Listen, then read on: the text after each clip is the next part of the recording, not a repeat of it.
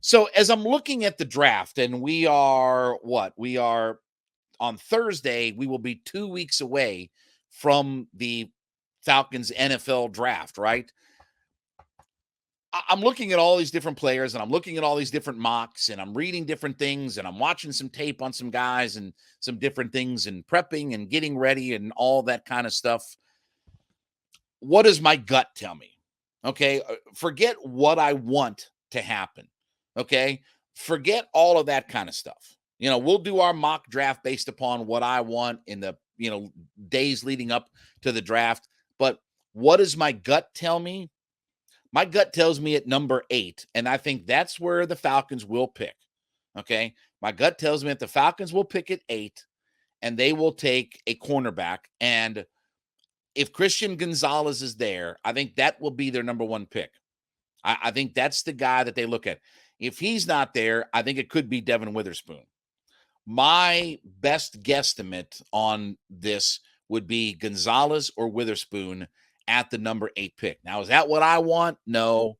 Okay. And again, I understand, and we talked about this last week on the show, that I do prioritize cornerback as my number 2, thing to prioritize in the draft.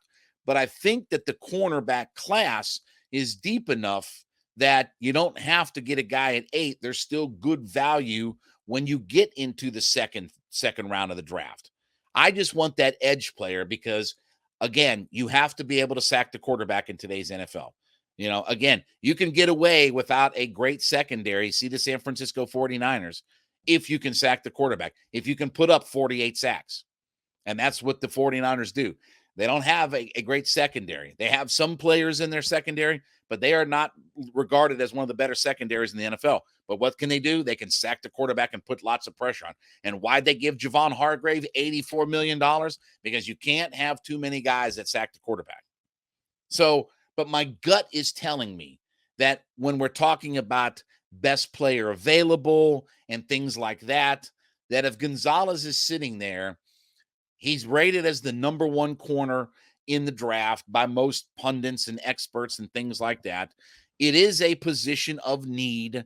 Again, even if you're going to keep Casey Hayward, you want to be able to develop a young guy. Maybe they don't, if they draft a Christian Gonzalez, maybe you don't trot him out there right away on the opposite side of AJ Terrell. You put Hayward on the outside and you let Christian Gonzalez work his way into nickel and dime packages and be a slot guy or whatever to get acclimated to the NFL, right? The Falcons have been hesitant about overplaying their rookies, no matter where they're drafted, right? I mean, they've been hesitant about overplaying their rookies. We've seen that on the defensive side of football where Richie Grant was a 2nd round pick, didn't play a whole lot his rookie year. Even Ebiketie only had the 1 start. So my gut tells me that the Atlanta Falcons are going to select corner at the number 8 pick. And then from there,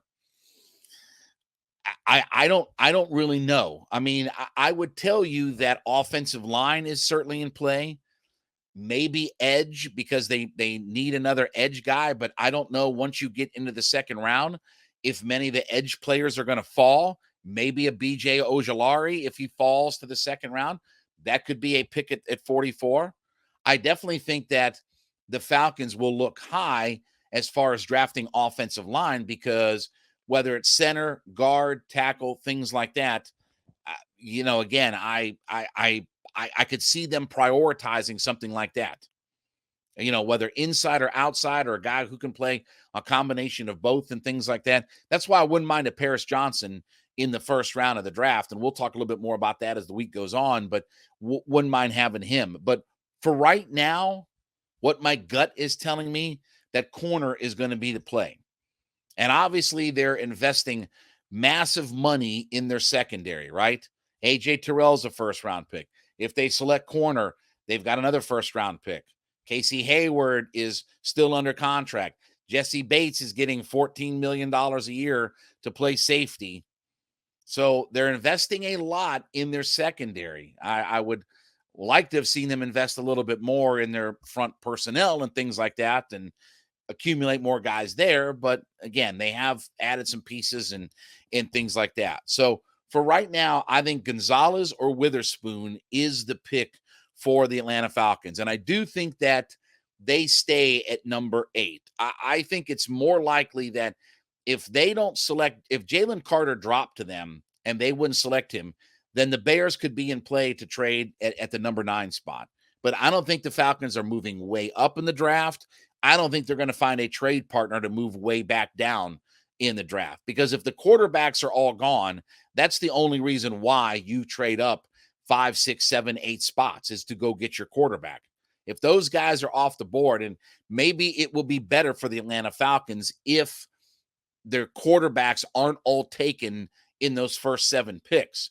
But then again, if the quarterbacks aren't all taken, then you may lose out on the top 1 or 2 corners. So again, I think the Colts at number 4 is the start of the draft. Based upon what the Colts do, that's going to be how the draft is dictated, because we think the quarterbacks are going 1 and 2. Will Anderson is probably the 3rd pick if Arizona decides to stay there. But where the Colts select, either they pick at 4, draft a quarterback, or maybe they trade out of it. That's where the draft itself starts. But right now, my gut tells me that Christian Gonzalez, Devin Witherspoon is the pick. I hope I'm wrong. I hope it's edge. And again, that's where my priority lies. But certainly corner is one of those positions that is of need. And the Falcons, I think, want to get their guy to play on the other side of A.J. Terrell. All right, well, thank you so much for making Hittin' Hard with Jon Chuckery your first listen. Make sure you make Locked On Sports Today your second listen. The biggest stories of the day, instant reactions, big game recaps, and the take of the day, available on Odyssey, Spotify, YouTube, wherever you get your podcast from. We ask you to subscribe for free on YouTube or wherever you listen to your podcast. You can get the latest episodes of Hittin' Hard as soon as they become available. And we thank you so much for getting us up over the 6,100 mark on our YouTube page as far as subscribers go. So you can also follow me on my personal Twitter page at JMCH316. We'll be back with you tomorrow. This has been Hittin' Hard with Jon Chuckery, Locked On Sports Atlanta.